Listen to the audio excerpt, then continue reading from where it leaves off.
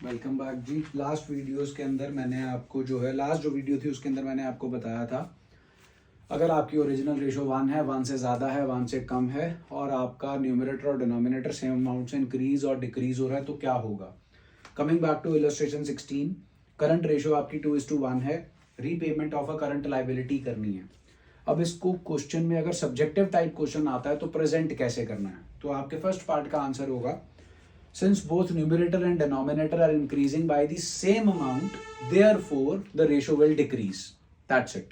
You will get 1 mark. कोई practically आपको values assume करके शो करके दिखाने की कोई जरूरत नहीं है। आपकी एक्चुअल रेशियो है 2:1, आपका न्यूमरेटर और डिनोमिनेटर दोनों कम हो रहे हैं, दोनों आपके कम हो रहे हैं तो रेशियो बढ़ जाएगी, बिकॉज याद है inverse. That's it.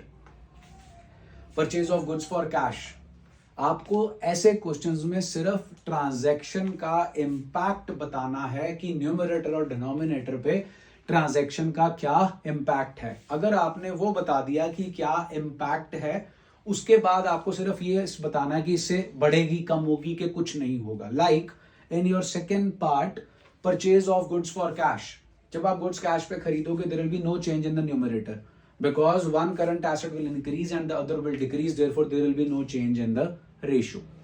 Third, office furniture आपने बेचा, बुक वैल्यू दे रखी है, सेल प्रोसीड्स दे रखी है, बुक वैल्यू आपकी ज्यादा है, सेल प्रोसीड्स कम है, आपको नुकसान हो रहा है, कोई लेना देना नहीं, बिकॉज फर्नीचर हमारा करंट एसेट है ही नहीं। हमारा करंट एसेट है कैश, वो हमारे पास आ रहा है, बढ़ रहा है।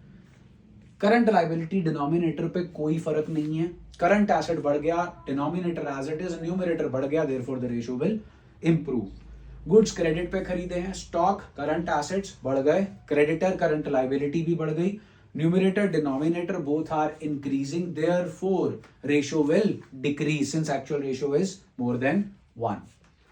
गुड्स बेचे हैं जी, स्टॉक आपका 25,000 से कम होगा, न्यूमरेटर 25,000 से कम हो गया, कैश आपका 30,000 से बढ़ गया, नेट इफेक्ट न्यूमरेटर 5,000 से बढ़ गया, ratio will improve, no change in the denominator. अगले पे स्टार लगा लीजिए, पेमेंट ऑफ डिक्लेयर्ड डिविडेंड, जब आपका डिविडेंड डिक्लेयर हो जाता है उसकी आप पेमेंट करते हैं।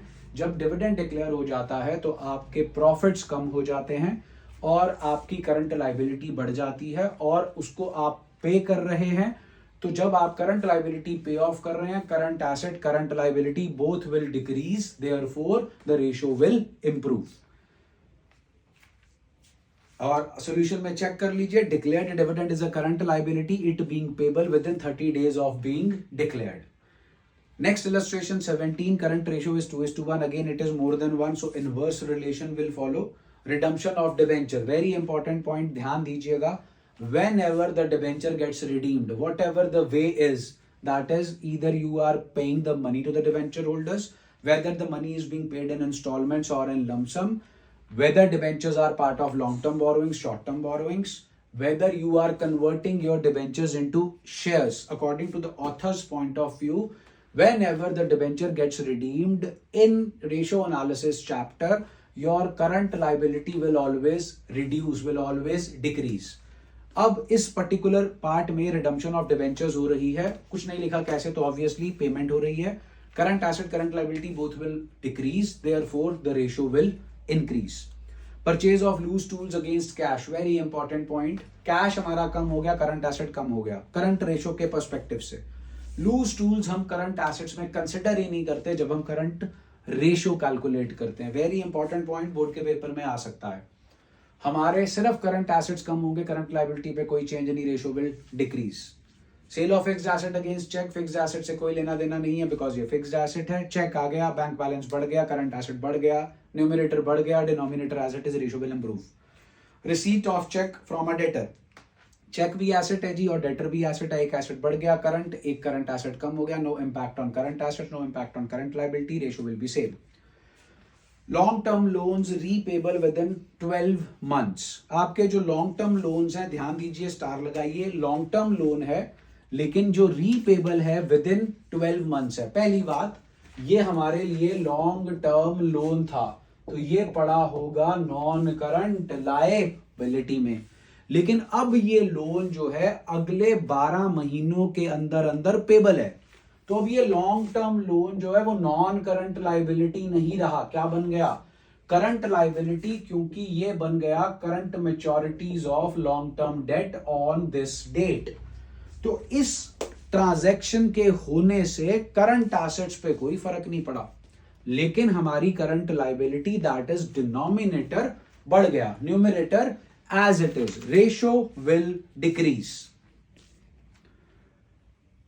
देन कम्स ट्रेड पेबल के अंदर एक बिल पेबल पड़ा है जो मेट ऑन मैच्योरिटी है। Bill payable is a current liability, current liability भी कम हो गई, मेट ऑन मैच्योरिटी मींस पैसे दे दिए, कैश भी कम हो गया, दोनों चीजें कम हो गई, रेशियो विल इंक्रीज।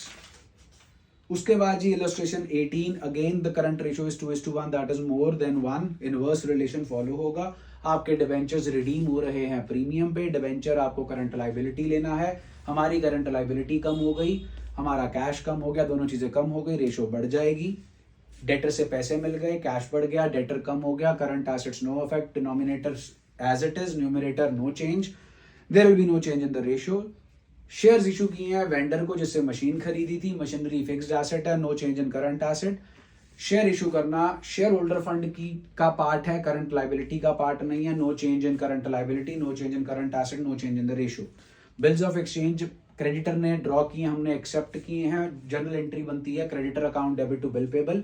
क्रेडिटर एक करंट लाइबिलिटी है कम हो गई, बिल पेबल एक करंट लाइबिलिटी है बढ़ गई, no effect on current asset as well as current liability, no change in the ratio. Illustration 19, ratio 1:1 है जी, ध्यान दीजिएगा, अगर न्यूमरेटर डिनोमिनेटर दोनों सेम अमाउंट से इंक्रीज या डिक्रीज होंगे, there will be no change in the ratio. So हमारी करंट रेशियो है 1:1। ट्रेड पेबल के अंदर एक बिल पेबल है जो मेट हो गया, मैच्योरिटी पे जनरल एंट्री बनी, bill payable to cash, current asset current liability same amount से कम हो गए, there will be no change in the ratio since actual ratio is 1:1। फिर कंपनी ने इशू किए 50,000 equity shares to the vendor of the machinery, current asset और current liability पे कोई चेंज नहीं होगा, no change in the ratio. Illustration 20, current ratio is 2:1, more than 1, inverse relation follow होगा। Trade receivable के अंदर डेटर पड़े हैं जिनसे पैसे मिल गए, करंट एसेट्स पे कोई चेंज नहीं आना, एक करंट एसेट बढ़ गया, कैश, डेटर कम हो गया, no impact on the ratio, no change on the ratio. Furniture खरीदा है, वेंडर को इक्विटी शेयर दिए, furniture is a part of fixed asset not current asset. Share capital is a part of share holder fund not current liability, no change. फिर illustration 1 में आपके पास दो question, illustration 21 में आपके पास दो क्वेश्चन आ जाते हैं।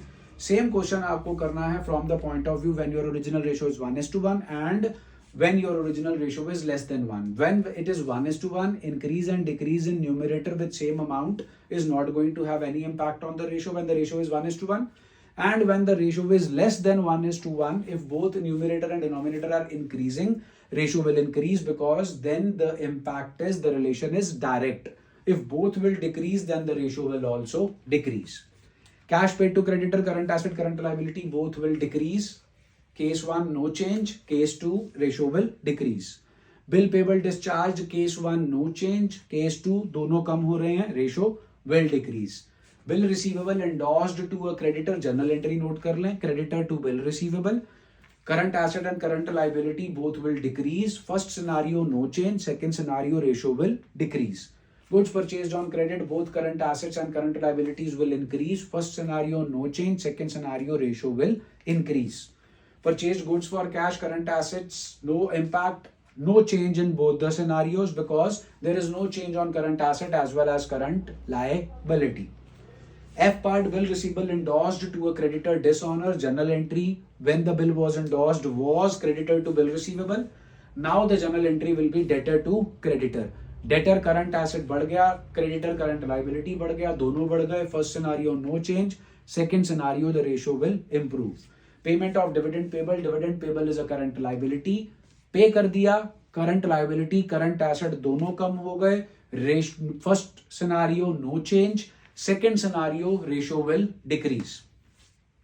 गुड्स बेचे जी 20,000 की कॉस्ट के 25,000 पे, करंट एसेट बढ़ गया, ratio will improve in both the scenarios because denominator पे कोई इंपैक्ट नहीं है।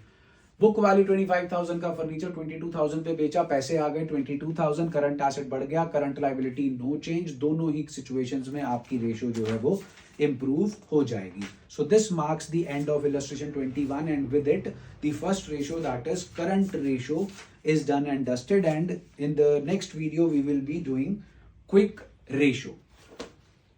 वीडियोस को लाइक करें, शेयर करें, चैनल को सब्सक्राइब करें, ऐप डाउनलोड करें, Tarun accountancy classes for Android users, my institute app for iOS users. Organization code is T for tap, A for apple, C for cat, D for dog.